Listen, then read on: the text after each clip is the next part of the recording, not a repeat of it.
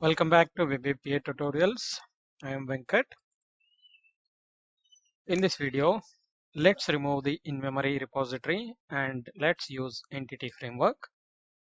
In the previous videos, we have started using the in-memory repository. So let us remove that in-memory repository. So this is the entity framework we have added. Before that, there was a in-memory repository used. This is the in-memory repository. Let us remove this, delete, yes, and delete this student also. Yes. Okay. So we have deleted in-memory repository. Let's go to student controller. So here we can see it started showing errors because we have deleted in-memory repository. Let's start using entity framework. So to start using entity framework, we need to use this database context. So we need to first create the variable private read only our college DB context. So add the using underscore DB context. This is the DB context. Let us use this in dependency injection. Let us get the instance from dependency injection. For dependency injection, we need to register this. If you go to program.cs, we have already registered this service. So we don't need to register it separately. That one is enough. So we have injected the DB context. Let's assign that to local variable. So we have assigned the DB context here. So now we have DB context in this controller, student controller. So earlier we were reading the data from in-memory repository of students and assigning it to the DTO class and returning. Okay. So in the place of repository, let us use context. So DB context dot students. Okay. Students is inaccessible due to its protection level. Maybe we did not add public keyword. So let's add public keyword. So now it is accessible. You can see the error gone. Now we are using db context dot students dot select. So we are converting the records into DTO records. Okay, this will work now. Let's go to the second get student by ID and db context dot students where ID equal to that. Okay, if student equal to null, then return the error. If student is not null, then student DTO, we are creating new student DTO and we are returning back. Okay, this one is right, done. Now let's get student by name. This one also, let's add DB context here and creation DB context dot students dot last dot default. I think we don't need to do it. Our ID is auto increment now, identity column. We don't need to pass any ID. DB context dot students dot add. So here in entity framework, after adding or updating, we need to call save changes.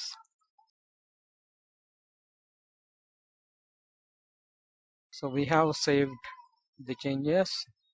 This is done and update the students db context dot students. After updating here also we need to call db context dot save changes. Okay, we have saved the changes and update partial. Here also we need to replace db context and here also we need to do update dot update, sorry, save changes, right? Save changes. Let's go to delete db context and db context dot. Now here also we need to do save changes. Yes, we did the save changes. We have successfully replaced all the in-memory operations with entity framework operations. Let us run this. It started running. Students, try it out, execute. You can see we got the data from database. Let us open the database.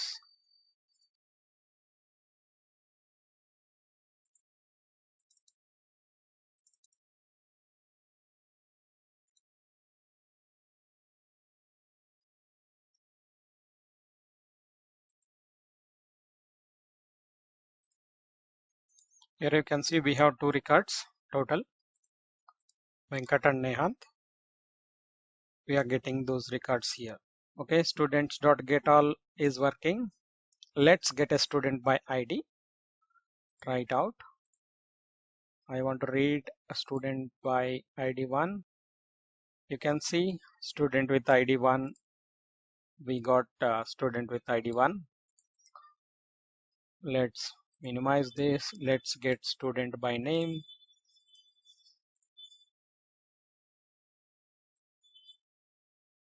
Venkat, and you can see Venkat returned. Let me search for Nehant. Execute.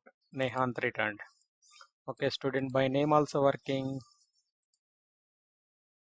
Let's create a new student. Let's create a new student. We don't need to pass any ID here. What is the student name? Anil. Anil is the new student. Anil@gmail.com. And what is the address? Hyderabad. So these are the details. These are the details I wanted to pass. Execute. So here you can see third student got created. Let's go to the database. Let us execute. Here you can see third student got created. But if you can see the database, sorry, the date of birth inserted as a wrong date of birth. Okay, we need to pass it from the DTO. We need to add this date of birth field in the DTO and add it. Okay, let's add it in the DTO. Open the DTO's student DTO.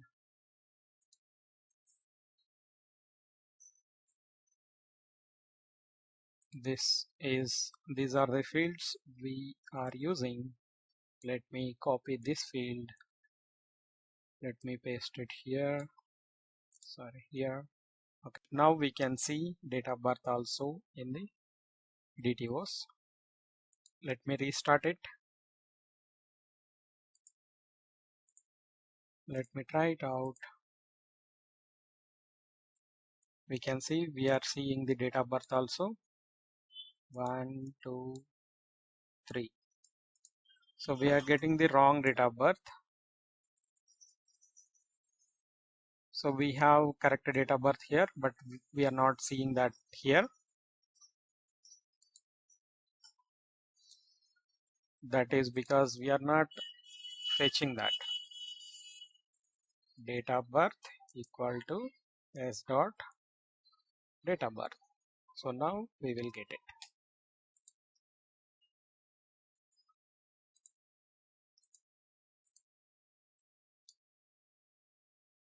Now you can see we are getting the proper date of birth. For this third record, we need to update the date of birth. So we have inserted wrong date of birth. Let us update it. Let's use the update method. So ID, what is the ID? 3. And what is this? We wanted to update only the date of birth. Yes, this is the date, we 22.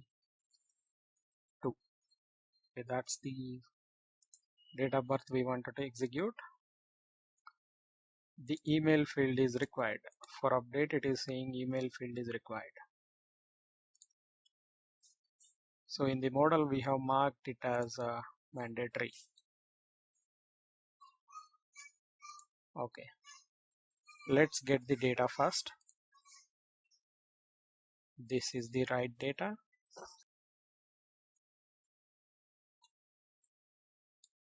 Let's update here. Now I want to modify 2023 and 10/22. Okay, that's the date of birth I wanted to update. Execute. You can see the status 204. That means succeeded but no content. Let's go to database and see. Execute. Date of birth is still not updated because in the update method we might not updating it. Create student, update student. Here we are updating only 3 fields, right? Let's update the date of birth also. Okay, now it will update. Restart it. Before restarting, let me copy this. Yeah, this is the content used in update. Copy it, restart it.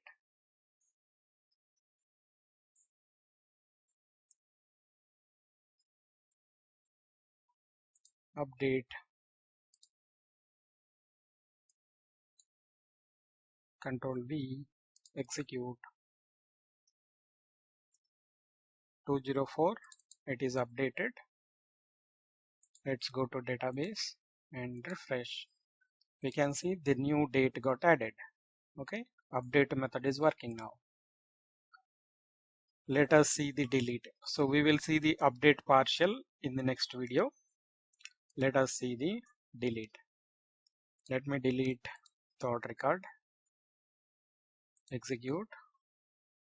It is saying 200 and true. Let us go to the database. Execute. There is no record. It is deleted. So with this, we have successfully replaced the in-memory repository with entity framework.